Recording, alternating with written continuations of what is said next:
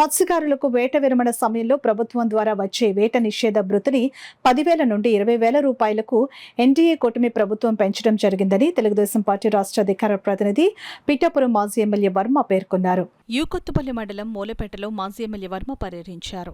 ఈ సందర్భంగా మత్స్యకారులతో మాజీ ఎమ్మెల్యే వర్మ సమావేశమై వారి సమస్యలను అడిగి తెలుసుకున్నారు. జగన్మోహన్ రెడ్డి చేసిన అప్పులు కాగితాలు కూడా దాచేశారు. ఫైళ్లు తగలబెట్టేస్తున్నారు, ఏవి తగలబెట్టారు, అన్నీ ఎక్కడికక్కడ తగలబెడుతున్నారు.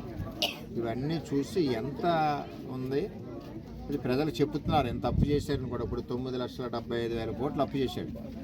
సంవత్సరానికి 78,176 కోట్లు వడ్డీ కడతారు. ఇవన్నీ ఆలోచన చేశారు. ఇది కూడా త్వరలోనే అమౌంట్ కూడా ఇస్తారు. దీంతో పాటుగా కొత్తగా ఇళ్ల స్థలాలు ఎవరైతే ఇస్తున్నారో అందరికీ కూడా 3 సెంట్లు ఇళ్ల స్థలం ఇస్తారు. లోన్ కూడా ఎక్కువ లోనే వస్తుంది. ఫిగర్ డిసైడ్ అవ్వాలి. 3 నుంచి 4 లక్షల మధ్యలో ఉంటుంది. లోన్ ఇస్తారు. అంటే ఎవరన్నా సరే పేదవాళ్ళు ఇంకా అప్పు చేయకూడదు ఇల్లు కట్టుకున్నప్పుడు వాళ్ళు సంతోషంగా ఉండాలన్న ఆలోచనతో కూటమి ప్రభుత్వంలో చంద్రబాబు నాయుడు గారు, పవన్ కళ్యాణ్ గారు, నరేంద్ర మోడీ గారు యొక్క ఆలోచనతో ఇవన్నీ వస్తాయి.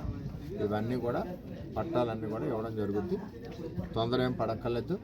మొత్తం పేదవాళ్ళు ఎంత ఎలిజిబిలిటీ ఉన్నారో అంతమందికి కూడా ఇస్తారు.